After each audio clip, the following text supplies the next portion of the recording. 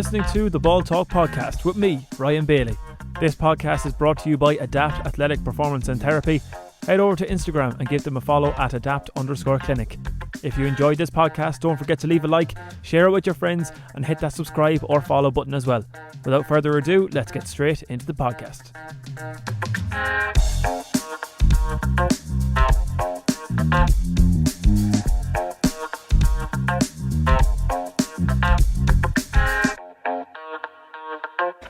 This is episode number 55 of the Ball Talk podcast. As always, brought to you by Adapt Athletic Performance and Therapy. And today we're going stateside again for the second podcast in a row. And today is with Vinny Cadden. Vinny, you're very welcome to the podcast. Ryan, how are you? How's things? All good. And the first question for you, Vinny, before we get into any football-related questions, and excuse the lights going off in the background, it's a question that I've been asking on the podcast for the last few weeks now. You might have seen it with Benny, and you were actually involved in Benny's answer as well. You've got a golden ticket. Vinny Cadden's dream concert. Okay? Any three acts, dead, alive, whatever, disbanded, boy bands or whatever you want. Your dream lineup. Okay? Your dream venue as well. I think Benny had Bruce and Codaline, and I can't think who else he had. Raph threw the Spice Girls in, Mickey Burke threw in the Wolf Tones. You know, you get a few different people. Well, first off, I'd have to give the shout out to Westlife anyway. Yeah. That's always a good one. Keep it local. Who else? Would be a good crack. Probably something like Guns N' Roses. Bit of rock and roll. We go. And then number 3, I have to give it Eminem. Yeah, that'll be the 3 there. Would you have seen any of them in concert before? I've seen Westlife. All right. I didn't go to Eminem the year he was in action. And then Guns N' Roses, that's kind of before my time. But they're good. Good lineup, so perfect. That'll be me. So we'll get stuck into, as I was saying to you before, we'll treat this like a bit of a timeline. So, of course, at the moment, as we said before, we started the podcast 5 years now playing with New York. Before that, playing with Clare-Shantill and playing with Sligo. Talk to me about coming up through the underage system in Sligo, and was going to New York and going to America something that was in the back of your mind? Not really, no. It was a case, really, it was back, 2014, myself, Niall Murphy and my cousin Gary Cadden.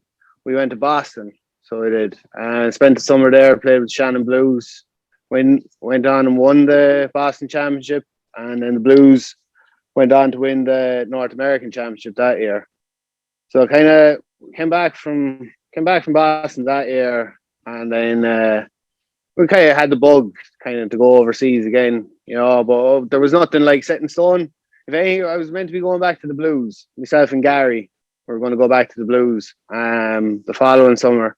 But then had a couple of mates move over here, club mates from Clara, Jamie Vanagan, Gary Cawley, Barry O'Mahony, Conor McDonough.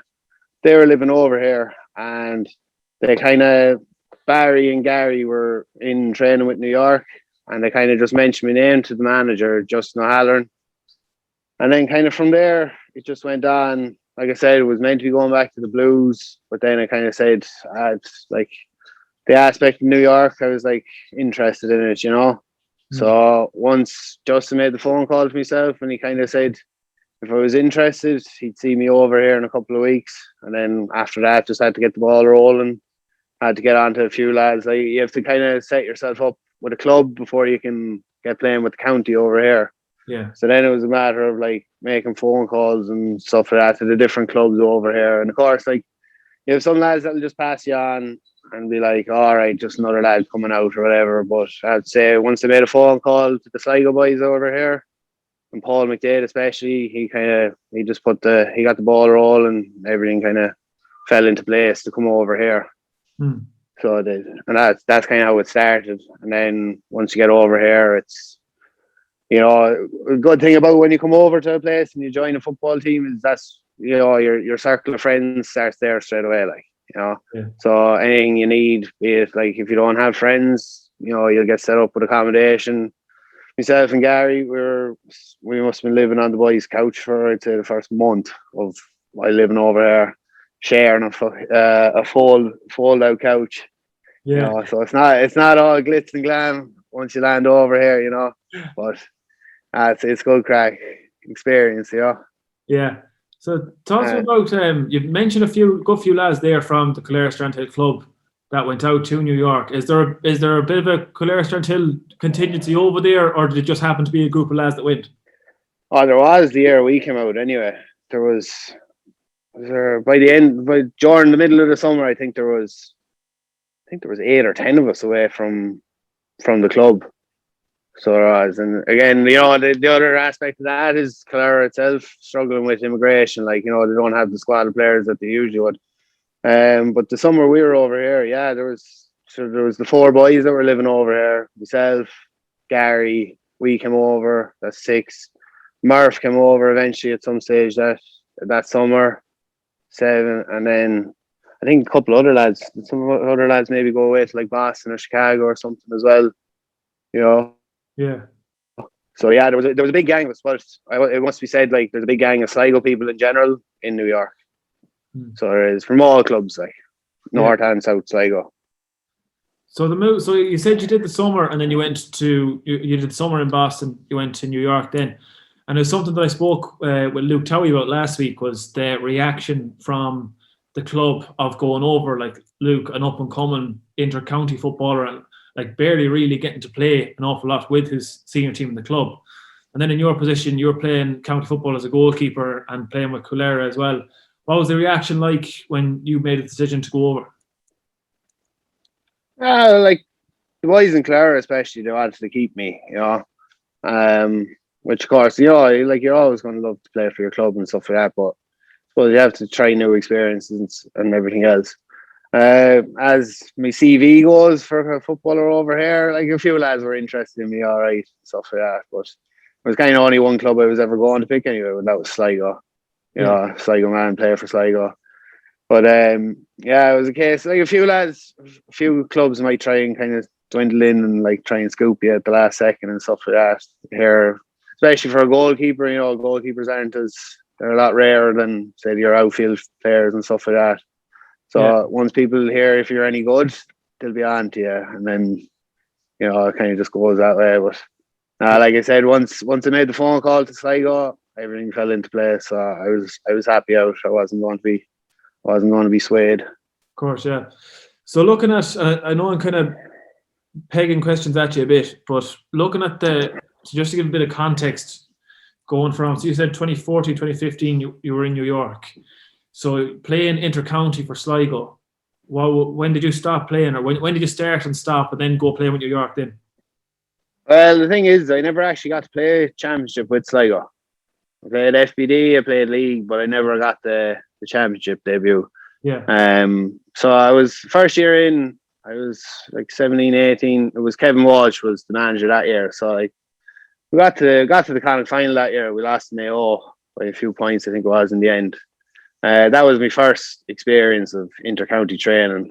And like that was a big smack in the face. Like, you know, you go into the setup and you see, you know, say the training programs, gym regime. You're training probably 5-6 nights out of the 7 a week, you know. And then like even if you're not training, you're still, you know, you have to try and keep your food right, you know, nutrition, you have to get your fitness in, all that. Like it's all maintenance, like, and stuff. Which was a big, you know, that's a big step up. Sure, the most I had played was, you know, schools or underage club, like, or even underage county. You'd have a touch of that, like, but when it's full on as much as it is with inter-county, and especially like you join in a dressing room with lads that, like, you know, you've all stars, like went in, Eamon O'Hara was in the dressing room, Charlie Harrison, you know, the likes of Sligo legends there, Noel Maguire, Ross Sullivan, all those boys. Like, you've been watching these boys for years, like, and now you're in the dressing room, you're getting shoulders, you're getting smacks off them in training and everything else. Like, it's a bit of a reality check, like, but, you know, I enjoyed every second of it. So that was my first year, but then the following year, I got a bad ankle injury, and then that was kind of at the start of the year. So then I missed that year. Following year then was Pat Flanagan. And even at that, I was kind of still, I wasn't 100% in it. Like, the injury was still at me and stuff like that, and I didn't give it full commitment. And then kind of myself and Pat kind of had a bit of a bad ending. So we did. and that's kind of when myself, Murph, and Gary took off to Boston, and then we came back from Boston. That like, what would it be? So yeah, 2014 night crew came in that year then, and then we had a bit of a falling out, myself and crew. We had a bit of a what could you call it?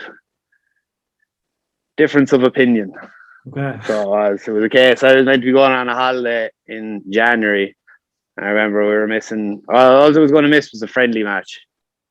Yeah. So but it was the crew was the new manager in, so I suppose he kind of had to put his foot down. So he put it to me that it was either the holiday or the football, and then I chose the holiday, and I kind of left it at that. And then played with Clara that year, and then it was the following year that I came over to New York then, and then from New York onwards, then the rest is history. Like, Yeah. so that was kind of my recap of the Sligo football experience. Played FBD, played league, but never got the championship. Was that infamous picture as well, as you spoke about Charlie Harrison? Was Charlie holding the ball down for you? Was that above in Ballyhonus, was it? That was my first game for Sligo starting. So I remember up in Ballyhonus, FBD game, and we played. It was either GMIT or was it Galway? I think it was Galway. I think Shane Mahan was full forward. But yeah, I had the win that night. Like, I remember I was aiming for the right side of the pitch, and it was going out over the sideline on the left side of the pitch. Like that was the wind. There was wouldn't hold. So I had to get Charlie. Charlie was holding it at one stage. David Rooney was holding it at another stage. And yeah, just the ball didn't go wherever I wanted it to go. Went out over the sideline more often than not that night. Yeah, it's happened to keeper down there as well. It's not the best conditions down there. So looking at New York then, so you said you went in with the Sligo panel at a young age as a goalkeeper. As you said, the likes of the O'Haras and the Charlie Harrisons of the team being there, and the training regime as well under Kevin Welsh. What was it like going to New York? Was the training, because there's a bit of a perception, lads going over to New York and going over to Boston for a summer and, you know, going over to enjoy it. And I play a bit of football as well and that. But you're going over to play inter-county football in New York. What was the training regime like in New York in comparison to Sligo? It's a lot tougher over here. Not in the sense of training. You still train hard, don't get me wrong. But, you know, you do so trainings are generally like Tuesday, Thursday, and then Sunday morning.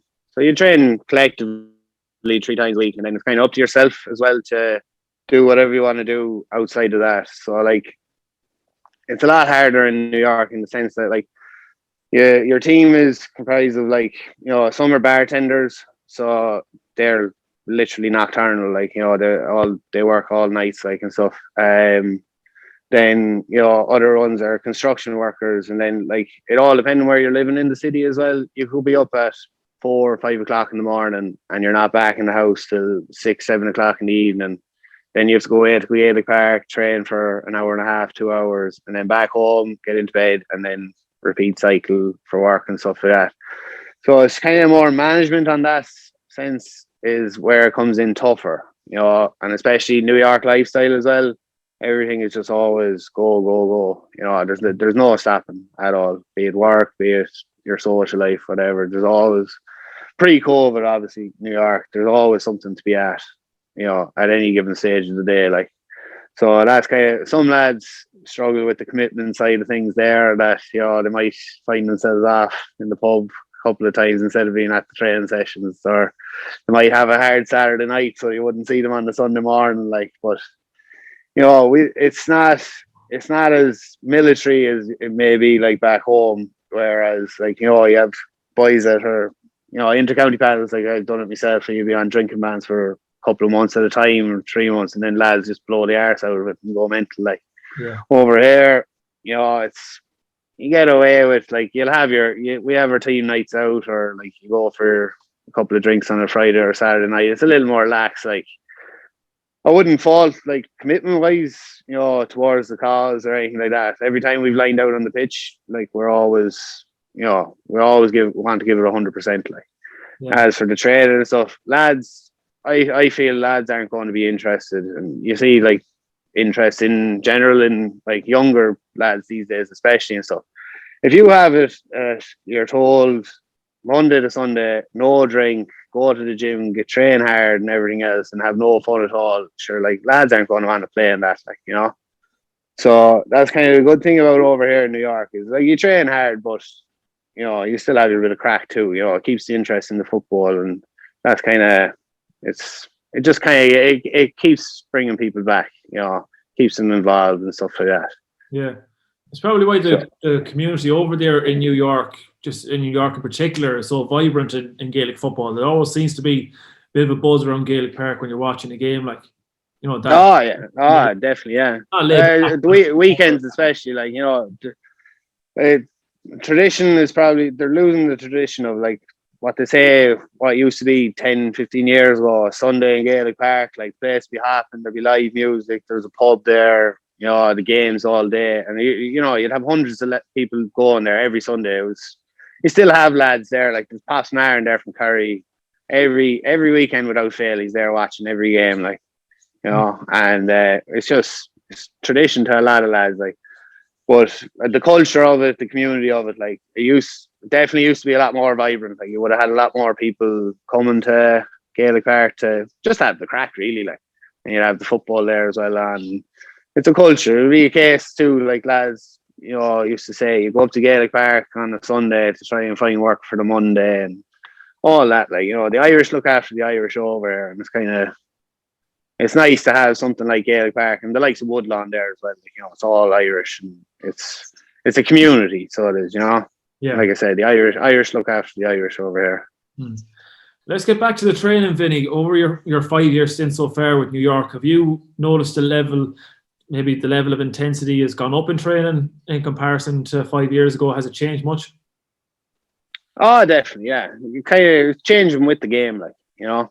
You have to adapt, and to like each year, see, because we only have the one game, like we have to switch focus every year to the particular team that's coming out, like, you know. So the likes of when Mayo came out there the last time, you know, we were obviously more kind of drilling towards defensive tactics than forward attacking tactics, like, you know. Yeah.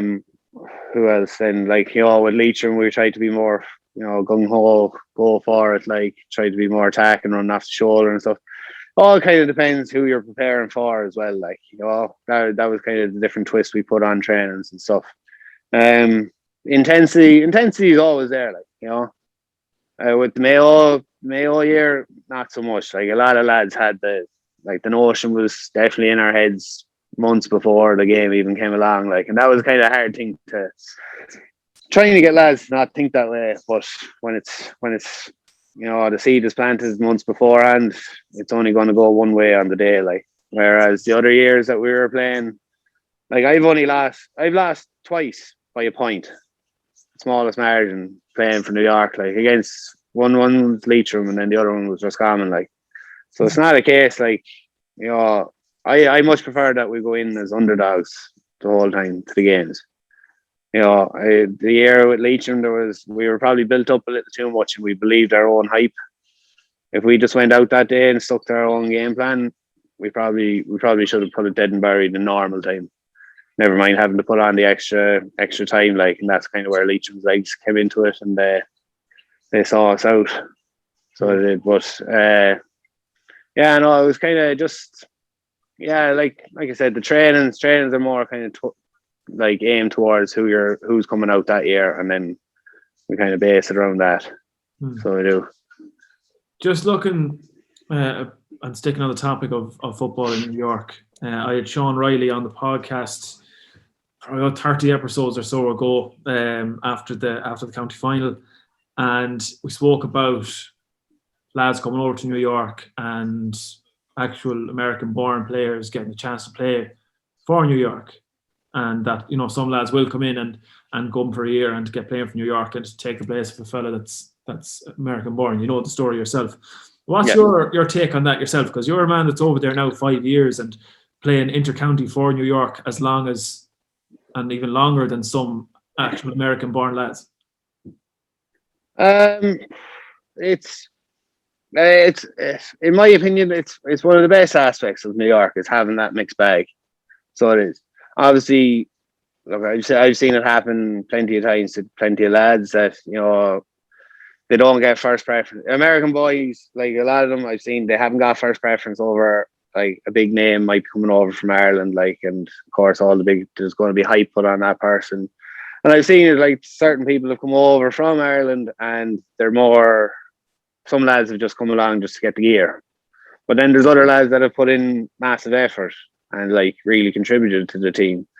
On the other side of that, there's lads that come along and they just go through the motions, be it they're an American or an Irish lad living over here or have come over here. It's always look. Sometimes you get a rub of the green with the managers and stuff like that. So I've seen lads they've been hard done by as well. But like I said, having that mixed bag of lads that come over and the Americans that are already here and us Irish that are already here and stuff like that, it gives different dynamics to the team. So it does. So there is positives as like some lads might consider negatives to it. But like seeing likes of say the year we played Leitrim, like Jamie Clark, training and playing with him, be it with New York and then actually in the club level over here and stuff like that. Probably one of the best players I've ever played with and against. Like just natural born footballer. Like put the ball in his hands and that left foot, he'll put it in the back of the net, he'll put it over the bar. The likes of him. Like so, that's he'd be like one big positive. Like he was a big boost to us that year. And then there's other lads. There's the likes of the Hogan brothers over here. They're lads that are always knocking about thereabouts. Like Shane's been involved for longer than I've been involved anyway. And then his brother Connor's been joining the panel the last couple of years as well. Like, and, you have stalwarts like those boys. There's another lads then, the Matter brothers, Connor, Tiernan. Tiernan's a lad, he's just kind of starting to break through now at the moment, but like he's going to be a massive footballer for New York in the years to come. Like, just giving him, like, once he gets the chance, I suppose that's the other side of it. But we don't get many chances as New York footballers over here. We only seem to ever be kind of put in for that one game a year with the championship, like, and that's definitely something that stands against New York football over here. Is like we go into that game every year cold, basically. Each team that's ever come out against us are on the back of an FBD or the league and stuff like that. We're going into a championship every year, being it our first game, like, the best kind of like friendlies we can do over here is like in-house games amongst ourselves, or else try and play against the clubs over here. But sure, then you have the lads that are on the county team playing for the club, so you're not playing your best 15 in a friendly before you even join the games and stuff like that. So there's a lot of aspects that kind of come against New York football, like. But as for like the lads that come over here and stuff like that, granted, like there is lads that are brought over maybe like months, 6 weeks before the game, and they probably got the chance ahead of some American lads that have been busting their asses since January, December, like. But again, it's kind of, that's always down to the management's call. Us players, we can just train as best we can, and then the management is to take care of the rest. So it's just sometimes you get the rub of the green, sometimes you get fucked over. It happens. That was one of the questions. The next question I was actually going to put to you was about getting challenge games before a Mayo, Sligo, Galway, Leitrim, Wisconsin come over. Like, is there the in-house games that you said are probably the best you can get, but are there teams over different parts of the country that you would try and get challenge games against, or is it worth your time? We've never really gone out of state for a game. I know there's different competitions and stuff like that, like the likes of North Americans, but New York's never involved in those. Now we could try and organise a game against like your Bostons or your Phillies or Chicago or whatever. But it's the other side of that is they're never really like set up around the same time we're set up. They'd be more aimed towards like summer football, whereas we'd be trying to get friendlies in like March, April. So you're not going to be playing against the best form of a Boston footballer or a Philly footballer or whatever. Like, I get you, So like there is football teams out here and stuff like that, but when you compare it to the standard of an inter-county football team back home, you're going to struggle to get that over here. Definitely, yeah. So are we going to see Vinny Cadden back in a Calera jersey anytime soon, or is the plan to stick out there? You're too used to the AstroTurf now. Get me back to a grass pitch any day. I tell you, diving around on the Astro, it breaks my heart, so it does, and breaks my knees. I'm getting old now, Ryan, not as young as I used to be. Well, it's 10 years since you scored in the county final against Tour de Strand as well. We actually only watched that game last week, so it'll be 10-year anniversary coming up. I'll have to come back and put a few more over by. Go time somebody fucking tried to beat you anyway. Look, I'd love to come back and play with Clara. So I won't rule it out either. But as at the moment, my life is here in New York. I've built my own life over here. I have a great circle of friends, job, everything, apartment here, great housemates, everything. Just New York life, especially of course, pre-COVID it was a lot better. But I love New York. Like I said earlier, there's always something to be at any given day at any given time. Something new every you could do something new every day of the year if you really wanted in New York. It's just that kind of a city. It's madness, but it's good crack.